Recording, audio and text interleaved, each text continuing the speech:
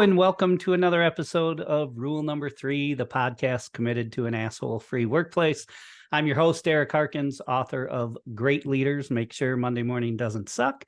And I'm very excited for today's conversation. We have Troy Amaris joining us. And Troy, you and I have known each other over 20 years, which is hard to believe. But for anyone who doesn't know Troy, a really, really impressive and fun background to talk about. You started your career in sales and operations after doing some coaching. We're going to come back to the coaching. You know, you worked for companies like Nordic Track and SPS Commerce and Second Swing. You spent over a decade at Best Buy in a number of different roles. And your last role there was a senior director of kind of field insight, but really overseeing process improvement across the entire enterprise. Then you went on to Buffalo Wild Wings, where you were a VP of operational excellence. And now you've taken all of those learnings and have been consulting with companies. And we're going to get into some of your specific methods and position to notice. We'll come back to that. But then I'm going to jump back to coaching. But first, welcome and thanks for joining us. Very excited for today's conversation. Eric, thanks for having me. You're right. We go back 20 years. And every time you and I have a chance to connect and just talk about work stuff, it's an absolute pleasure. Thank you. Yeah, no, we share such a similar philosophy on what leadership is, more importantly, what it isn't, and a very, very similar approach. But I'm going to start with what I'm sure never gets old of talking to, right? So you go to school, what am I going to do with my life? You get into coaching, basketball specifically, and all of a sudden, a few years later, you find yourself as an assistant coach on the University of Michigan infamous Fab Five team, and all of a sudden you're coaching in a national championship game. So talk to us about that experience. You know, you were only a couple of years into, hey, am I going to do this or not? And you made it to a level that, you know, most coaches dream of. So what a cool experience. Yeah, I have to be careful with that topic because that's a podcast unto its own if I'm not careful. But Yeah. the way the story goes, Eric, is I had actually started in corporate first when I got out of college, and I'd worked with General Mills, and I went on to take a job with Baxter Travenol, and I was a head of national sales for a food company in Minneapolis. And I was 27, and I was at a point in my career where it was early, and I was doing well. At least everything I thought I went to college for, right? And something was missing. So I thought I'd just take a year off of my life and kind of refresh and recharge. So I called my college coach up at St. John's here in Minnesota and said, hey, can I volunteer for a year? And to make a very long story short, 1 year turned into 7. Yeah. You know, I worked camps all over the country. I networked. I did my 1 year at St. John's, and I liked it so much. I thought, you know, I'm going to do it for 1 year, one more year. Yeah. But I'm certainly never going to make a career out of it. And after year 2 got started, I got a call from the University of Michigan because I'd worked camp there. Yeah. And they said, we'd like to hire you on the staff. So, you know, that manifested itself into 2 years at Michigan, helped recruit the Fab Five, coached in the national title game here at the Metrodome of all places in Minneapolis. And then that extended my career another 4 years. But, wow. You know, it was a wonderful experience, Eric. I think, and you and I have talked about this, the number of synergies between coaching a sport and working in corporate America are endless. So learn there, I still use today and really sit at the foundation of what I do. Yeah. Well, earlier this week, Troy and I were at an event together. I was lucky enough to be kind of the opening speaker for Coach PJ Fleck, who is the head coach of the University of Minnesota Gophers football team and has really turned that program around. And that led to even more conversations between you and I of, you know, I mean, PJ and I'd never heard each other speak, obviously, and our messages were very complimentary. So we're going to get into that for sure throughout the conversation today. But, you know, one of the things that I love that you talk about too is, you heard me say it in my keynote, you know, I was lucky in my career because I got to work for some good leaders, but I was even luckier because I got to work for some really bad ones. And I think, you know, whether it's coaching or whether it's in corporate America, you know, talk to us a little bit about, you know, wow, you look back and you realize we have all these lessons that we learned. And a lot of times we learn more from the bad leaders than the good. And I think you'd probably agree with that. Yeah. And I'd go one step further, Eric. I'd say it's industry agnostic, because when I look back at my coaching career, It wasn't just the head coach I may have been working for. There were other assistant coaches, but I would say the same thing there. There were some leaders I worked for who were absolutely brilliant, who I took copious notes Yeah. and felt like they helped me get better every day. Right. And there were some I worked with where I still took copious notes, Yeah. but it reminded me of what I didn't want to do when I got my own program. And the Yeah. same thing was true back in corporate America. There's leaders I was around where I thought, boy, something's missing. Yeah. And boy, if they would just do things this way or that way, I think we could be significantly better. Yeah. But more often than not, truth be told, I was blessed enough and fortunate enough to work with people that just did wonderful things, knew how to lead, Yeah. were innately really, really good at it. Yeah. And I still lean on those same folks today Right. for insight when I hit a roadblock or I need some advice on something. So you're right. It's Yeah. there's tremendous value in both sides of the spectrum. Yeah. Well, one of the things I know we're completely aligned on is, so many people, so many companies, so many individual leaders. We both kind of feel, hey, we just overcomplicate this, right? I mean, at the foundation, be a genuinely good person, be authentic, get to know your team at an individual level. Don't let poor performers show up, and my words, don't be an asshole, but be a leader that people are going to respect and want to work for. And you've taken all of your experiences and created this process that you call PTN, or position to notice. And I really want to talk about that. Your definition of PTN is, when leadership teams are actively, regularly, and purposefully in a position to notice what is happening within their organization. So Right. I'm going to let you run with it, because I think it's such a powerful and simple, and I mean that as a compliment, way to look at what leadership is. So talk to us about the journey of getting there, how you came up with PTN, and in the last several years, how you've been using it to really help some pretty big organizations improve their operational, efficiency and overall culture. Yeah, thanks, Eric. I think when I think back to what I mentioned earlier, the synergies between coaching and corporate work and how similar they are, Yeah. it didn't really hit me right when I got out of coaching. It really started to open my eyes, boy, probably 6 or 7 years after I returned to corporate America from coaching. But Yeah. when I go back to my coaching days, one of the things that was glaringly apparent, and it's not just basketball, you could say this for any sport. Yeah. When you're a coach of a sport, you are always literally in a position to notice your team. You're at Sure. practice every day. You are at games. You're at early morning workouts. You're at late night workouts. You're doing Yeah. one-on-one sessions. And the thing that inherently happens when you coach is you don't coach generically. So when you're coaching at practice and you're in a position to notice, you're always providing very specific feedback Yeah. over and over and over again. And when I left coaching and went back to the corporate world, and again, it was a number of organizations and actually Best Buy was pretty darn good at it for a long time, right? But Yeah. what I started to notice was this. When I went back to corporate America, I would start to sit in a number of senior leader meetings. And I, for the most part, always had field facing roles. But I was blessed enough that when I was back at the corporate office, I would always have access and sit in a number of senior leader meetings. Sure. And what I started to notice was this. I'd hear the senior most leaders in the organization talk about the state of the business and what's happening in stores. Right. When I went to Best Buy or to Buffalo Wild Wings, pardon me, Yeah. I'd hear folks talk about what's happening in restaurants, and I'd sit and think, that's actually not what's happening in the restaurants, right? Right. And what I began to notice organization to organization was the bulk of leaders are seldom in a position to notice their teams. Right. So I'm thinking about all the catchphrases that you pick up over the years, express, model, reinforce. And I'm thinking, boy, we're good at expressing what we want to teams. Yeah. But if leaders are seldom in a position to notice, how Yeah. can they model what they want their teams to do? Right. And if they're not in a position to notice, they certainly can't reinforce it.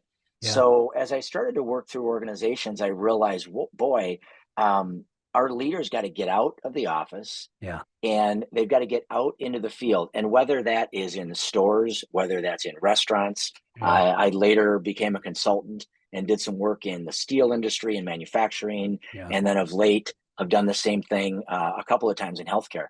Yeah. It is completely industry agnostic, right? Right. But what I realize is the bulk of leaders, especially when you get to the C-suite, spend minimal, if any, time in a position to notice. So Yeah. it really opened my eyes.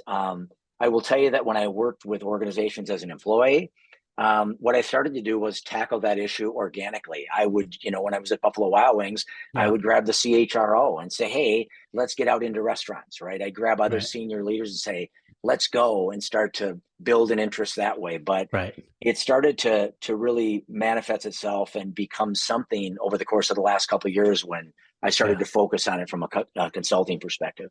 Yeah. It sounds so obvious, but it is, you're so right. So I think back, I mean, similar backgrounds, most of my career is retail, whether I was in a store operations role or in HR, the role was getting out there and whatever. And I always tell these two stories about, we had a district manager for Mervyn's who was by far the best district manager by any measurable category. And when you would go visit his stores, he's having conversations with every single employee about their kids' kids. I mean, he knows everyone on a first name basis. And then I always tell the story. One of my favorite stories was, I'm with the CEO. We're traveling stores with a district manager, and the district manager doesn't know how to get to one of his locations. Mm. I didn't even need to go visit the store. The CEO and I knew what that meant. There is no way this district manager is effective if they're not always in their locations. And, there is no answer to this question, but, what do you think it is that takes somebody, who's in a leadership position, whether you're seeing it in the hospital, in the steel industry, or retail or restaurants, where they don't think their only role at the end of the day, if I'm leading multi-units, is to spend all of my time in these units, right? I can't, you can't lead from a spreadsheet, and yet so many leaders still think you can. Yeah, I think what happens is, for the most part, when you get multi-store, multi-restaurant, multi-healthcare location leaders, a lot of those people will have some frequency in their locations, right? But I think what happens, and this is really more of a generic answer, but at least the organizations I've worked, many of the senior most leaders in every organization at some point worked in a store, they worked in a restaurant, they Yeah. were in the hospital, they Right. used to run a mill. Yeah. And I think mistakenly they think, well, they know what it's like and they Right. know what the experience looked like. Well, you know what? I hate to Yeah. break it to you. That was 20 years ago Right. or 10 years ago, right? Right. And what ends up happening is they rely on updates, they Yeah. rely on status meetings, they rely on conference calls. And Right. unfortunately, there's so much nuance to the business. I will tell you, a true story. When I was consulting in the steel industry, I was sitting in a senior leadership meeting in Texas, and I heard the C-suite of leaders. This is the CEO, COO, CFO. They were talking about why a given location was not rolling a given type of steel, right? Yeah. And why don't they just make the transition and make life easier for us and become more productive? Right. And I went to the actual mill and spent an entire week. Yeah. And what I realized is, to do what the corporate office wanted took massive manpower to Sure. shift from product A to product B, inclusive of moving, 5 to 6 ton machines in the mill. It Yeah. wasn't just the click of a button. But Right. when I circled back with some of the senior leaders, they actually believed it was the click of a button, right? And the only Yeah. way you'd know this is if you're out regularly in a position to notice and you're talking to your teams, right? Yeah. I will tell you the other example is, and I think this will resonate with you, Eric, is I took a chief strategy leader out to one of the locations for a position to notice session, Yeah. and we spent about 4 hours together. And he had been with the organization about a year and a half, Yeah. and he had spent no time in a position to notice. What he did, though, is Yeah. he relied on all the senior leadership team meetings, all the updates, all the PowerPoint decks, Yeah. all the next steps status meetings. Right. And when I took him out, he came to me at the end of that day and he said, you know what, Troy, I've been here for a year and a half. I've made a half a dozen massive decisions on capital expenditure. And if I could rewind the tape, having spent 4 hours in one of our locations with you, Yeah. mostly listening to the teams, Right. I'm afraid I probably made 3 or 4 poor decisions. But the only way I knew that is by touching things with my own hands and talking to employees. So, Yeah. it's a real lesson learned for people. Well, and I think you bring up a really interesting, segue here. Is one of the things you talk about that I love is, there's a difference between visiting locations if I'm an executive and what I do when I visit those locations. And I really think that's the foundation of your work, is helping an executive understand, what is your purpose of this visit? So, run with that one. And there's probably a lot more to unpack with position to notice, but I think really at the core of what you do really well with your clients is that helping an executive understand, hey, we can do this visit. We can sit in a conference room and look at reports all for an hour and then wave to people, or we can do what the foundation of your work is. So talk a little bit about the difference between how you help leaders maximize their impact when they're visiting these stores, whether they've done it before or not. Because I think what you've shared with me is there's a lot of leaders who, they visit their locations all the time and nobody knows who they are. They don't That's really right.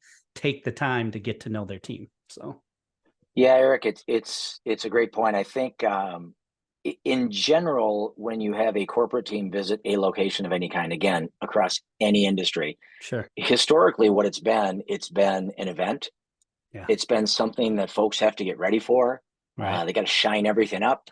Right. They got to practice and make sure they know what to say and when to say it, and make sure they understand their business. It Yeah. becomes this mad dash, right? Yeah. And what we try to do is really flip that paradigm. I think in the paradigm I just explained, when it's an event, and I've seen this, by the way, now across 4 industries. Yeah. When it's what it always has been, here's what you'll hear when you get into restaurants and stores and steel mills and hospitals. You'll hear employees say things like corporate. They'll refer to the system. The They ivory will. tower.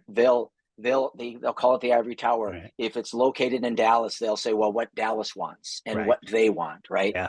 And Right. what we try to do is really shift that, right?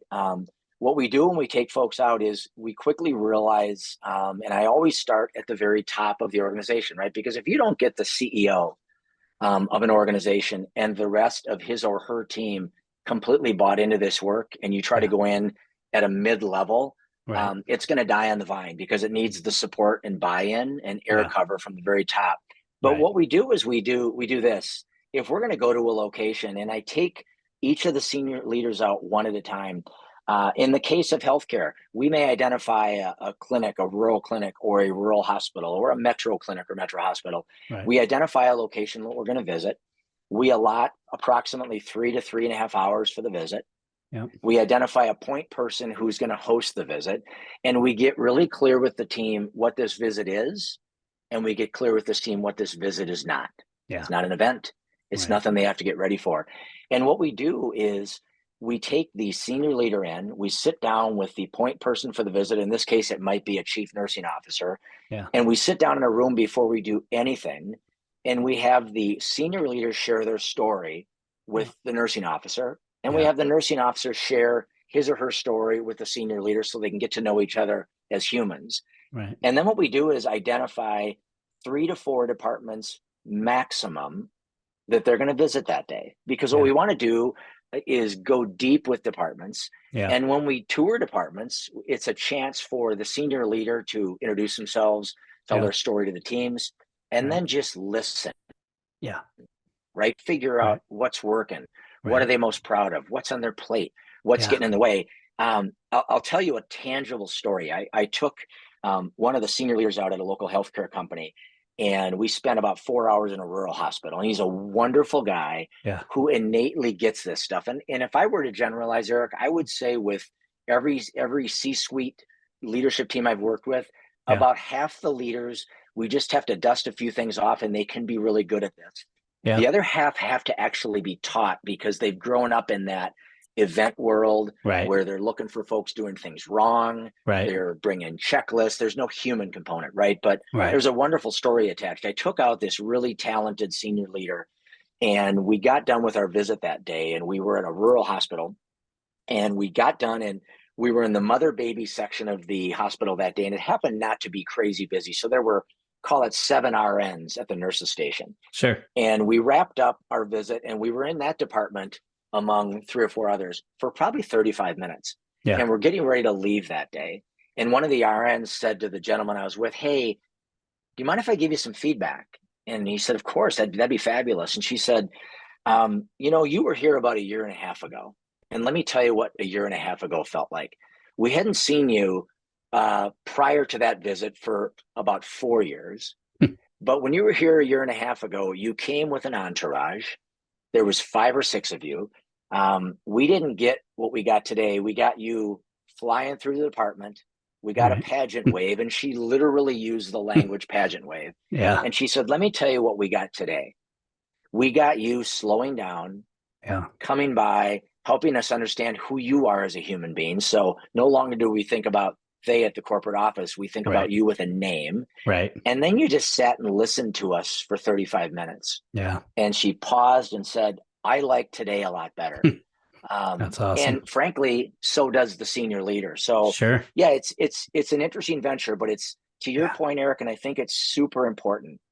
You can't just go into an organization and tell folks they got to be in a position to notice, even if they think they're bought in. You got to show them how to do it. Because the other thing that is really important in this is not just about driving engagement and building trust. Those things, by the way, happen in spades when you do this. Yeah. The senior leaders don't become they anymore. They become individuals with names. But the other thing it does is give you an opportunity to do this, and it really challenges the organization.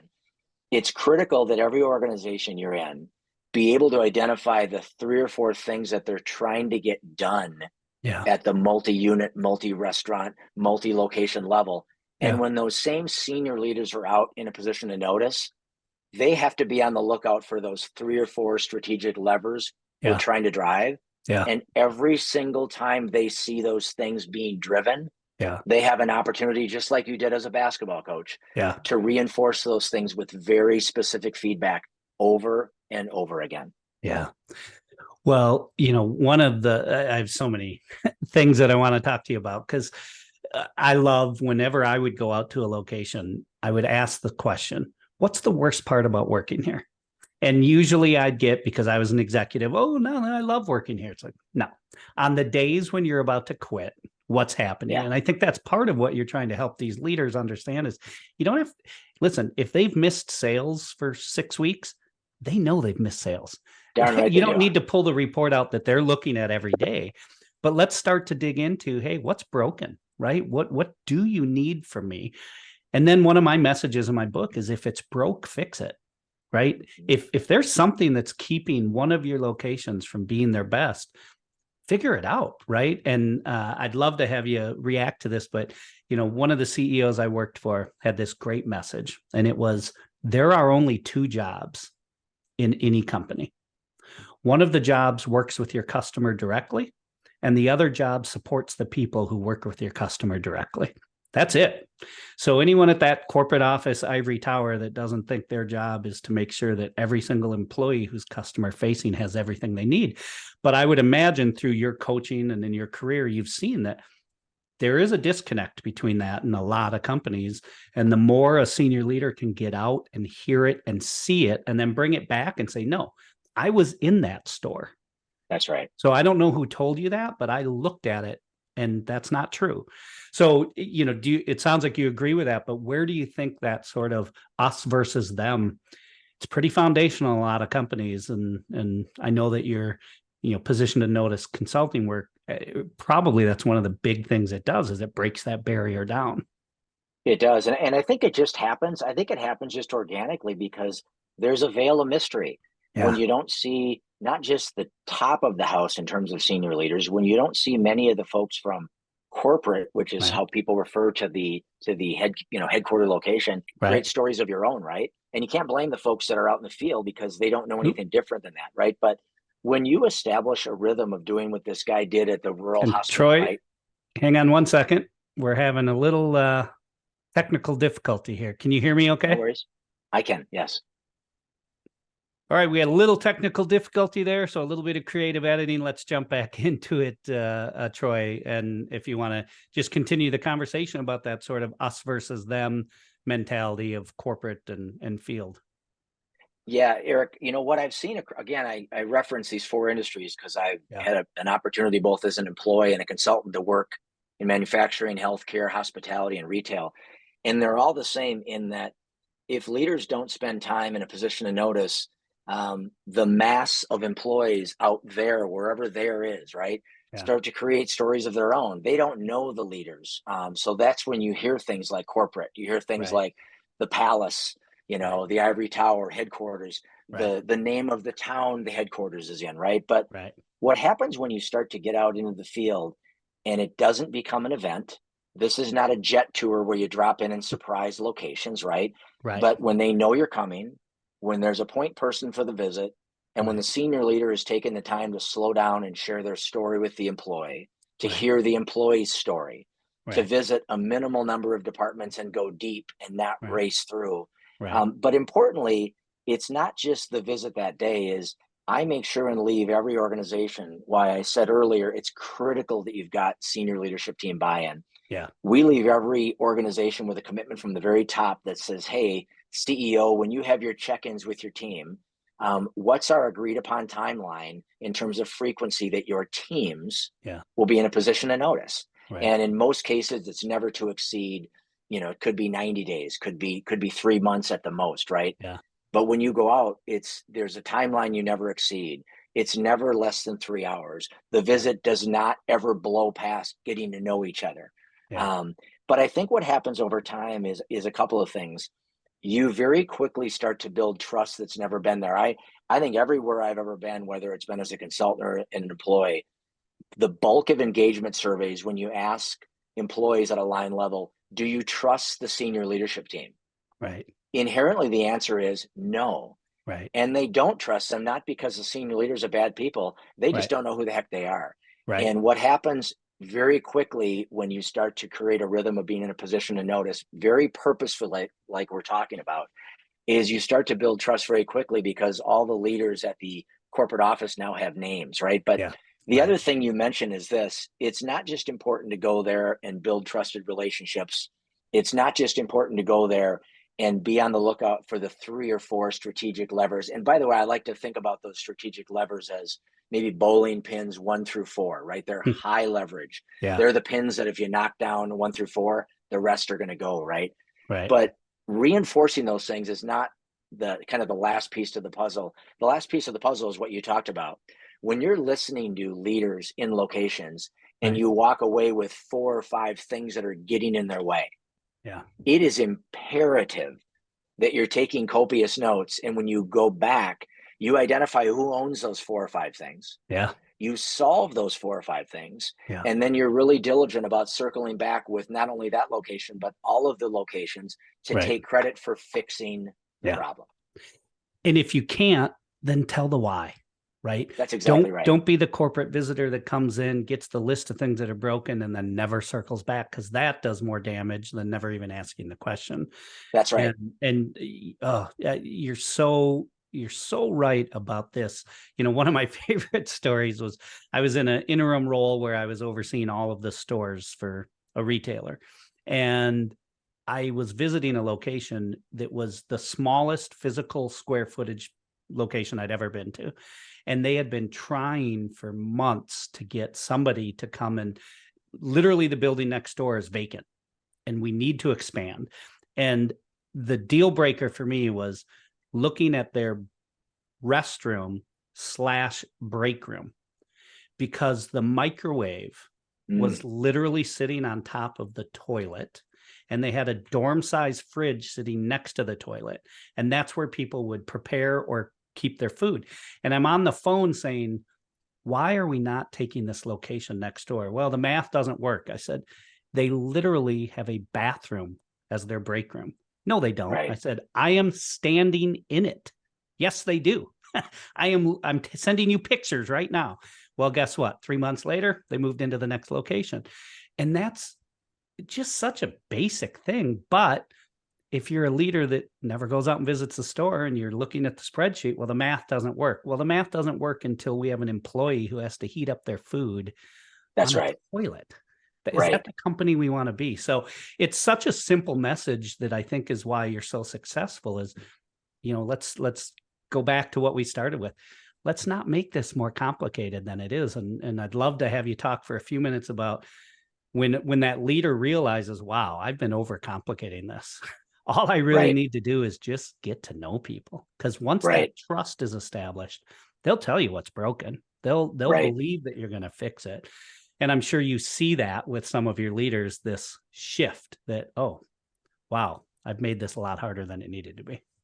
Yeah, I think of a couple of examples. One I'll tell as an employee when I was leading operational excellence at Buffalo Wild Wings, and one I'll tell when I was consulting in the healthcare industry. But Yeah. first, when I had gotten to Buffalo Wild Wings, and again, think of the corporate meeting where you get the corporate update and the 70 or 80 page PowerPoint deck, Yeah. project managers, program managers, an army of folks in the room. Right. And we were introducing these handheld order takers. So our servers could go wirelessly to tables and just punch in the order and send it Yeah. back to the kitchen, right? Yep. And I'll never forget, I sat in one of my first meetings and somebody had put the deck together, worked really, really hard to provide an update. And they said, we have great news. The sleep time it took for this, item when you pull it out of the holster to take the order had improved over 490, some crazy number, 490%.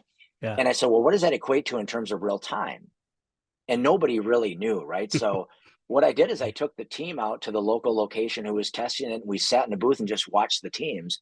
Yeah. And what we realized was the item had come out of sleep significantly faster than it had before. But not until we got to the restaurant and saw it with our own eyes did Right. we realize the server has to still take it out of the holster. And now they only have to stare at it for about 45 seconds before it comes out of sleep mode. Well, I don't know Yeah. about you, but if you've got customers staring at you, Right. and you Yep. wait 45 seconds, that's an eternity. Well, Right. we wouldn't have known that Yeah. had we not been in a position to notice. The Right. the example I'll give you in healthcare, which is equally as powerful. Yeah. I was doing some work with a healthcare location, and they had introduced a new system where everybody in the hospitals and clinics now had to badge in to their computers versus punching in IDs. Okay. And there was a bunch of noise in the system from the folks who use it to say, hey, it's not working quickly enough, it takes too long, there's too many Yeah. steps.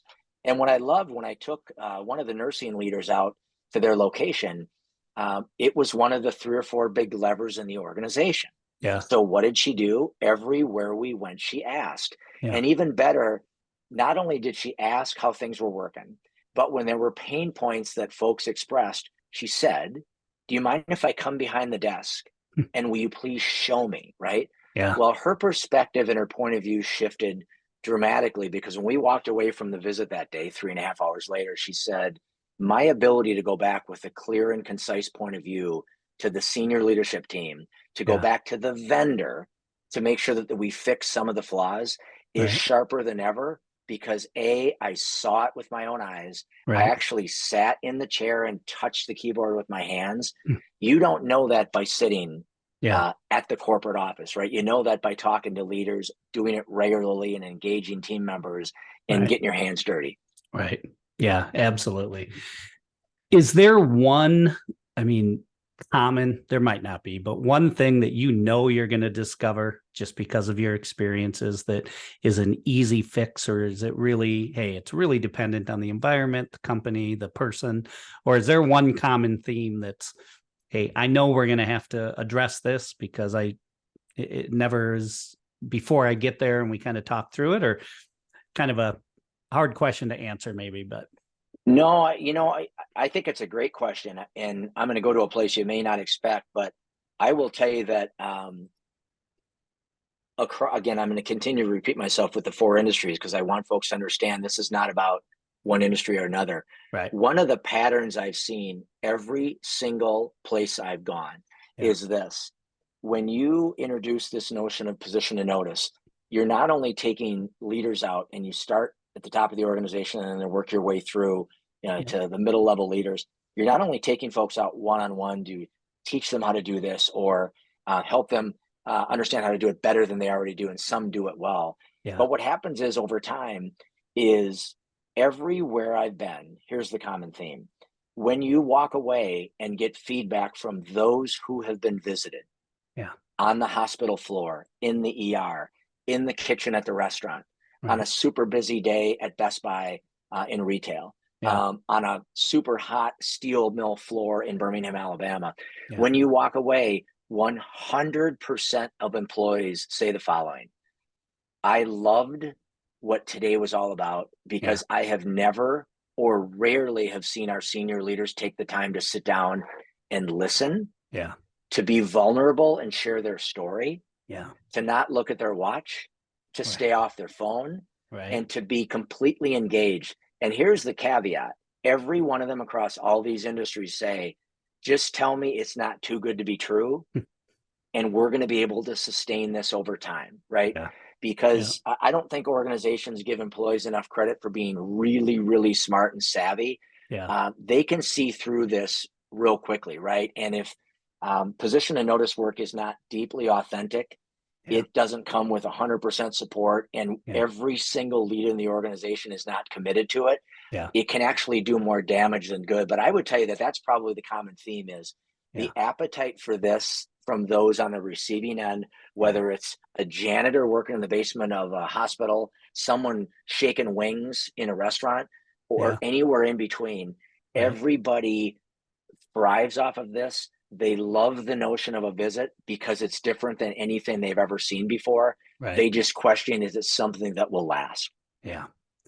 Well, and one of the things I really love that you and I are so aligned on is, one of the questions I typically get is, "Hey, we'd like to talk to you about maybe coming and speaking, but what's your target audience? Like, what type of environments?" And I said, "Well, do you have people that lead people?" "Yep." "Well, then that's my target audience." "Well, Yeah. but is it retail?" And I always tell them, "Listen, I have given the same keynote to CVS Health, Fortune 5." To the North Dakota Landscaper and Growers Association, to Frida's Produce, to Minnesota State Education Association, and everything in between. To your point, it isn't about this is what I do when I go to a healthcare company. This is what I do when I go into a retail. This is how I change it when. No, it's leadership. It's being genuine and authentic.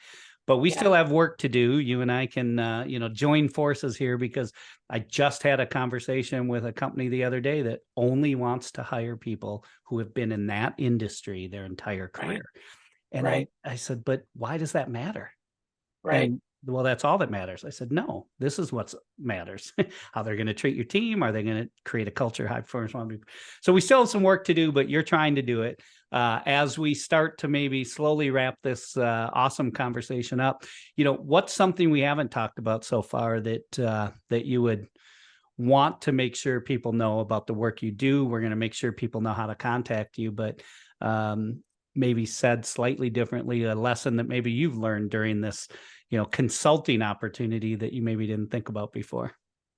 Yeah, I would say the thing that's most important for people to know, the people I've worked with clearly understand this now, right? The people that I haven't um, don't yet know, right? Because this Yeah. this is probably the biggest difference. But the big thing here is this is a really simple concept to understand. There's nothing we've spoken about that uh, people can't wrap their head around, right? Yeah. But it's difficult to pull off because it takes a leadership team that is completely and deeply and authentically bought into it, right? Yeah. Yeah. Because it takes the senior most leaders in the organization first, who are Yeah. bought in, holding their leadership teams accountable, and then Yeah. those leaders holding their teams accountable. Yeah. But I would tell you that there's complexity in actually pulling it off, and it takes discipline. Yeah. It takes leaders being vulnerable. It takes leaders being willing to go out and understand that they may actually not know how to go out and visit locations they should know how to go out and visit, and Right. be open to learning. Yeah. And then I think the most important thing is, and I've seen it in the best organizations I've worked with, is once you get done walking folks through this and teaching them how to do it, the beauty is this, and I always like to use this as an example, Yeah. that following Monday morning at 8 o'clock, there's not a deck they have to pull up.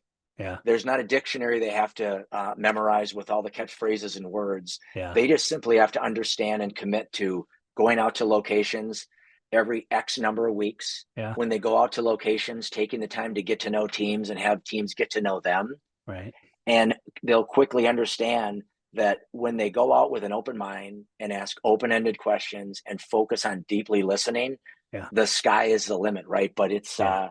it's what I really found is it's so easy to wrap your head around. A lot of organizations, probably too many, say, "Yeah, we get it. We're actually pretty good at it." And what you find Yeah. out is they're not, because very few organizations get out with tremendous frequency. So I'm Yeah. not sure if that answered your question, but that's No, probably my biggest takeaway. great, great answer, and I think a great way to wrap up a great conversation. You know, Troy Amaris, he is based here in the Minneapolis market. If you are not familiar with him, you should be. We'll make sure his contact information is on the podcast. You can check him out on LinkedIn as well. But I would encourage anyone who's listening that wants help, or maybe doesn't even know if they need help, and are our leaders doing the right things, to reach out to Troy, because I can tell you from firsthand experience and for knowing you for a couple of decades, the work you do is incredibly impactful. And I appreciate another leader who's as passionate as I am about, hey, let's start making Monday morning fun. Like, it's not that hard. You just got to be willing to do some hard things. That's right. Well, Eric, thank you. Yeah. Thanks so much for the opportunity to share this, and continued success with all the wonderful work you're doing. Yeah, thanks, Troy. And for anyone who listened, thanks for joining another episode of Rule Number 3, the podcast committed to an asshole-free workplace. Look forward to more podcasts in the future. Thanks, Troy. Thank you.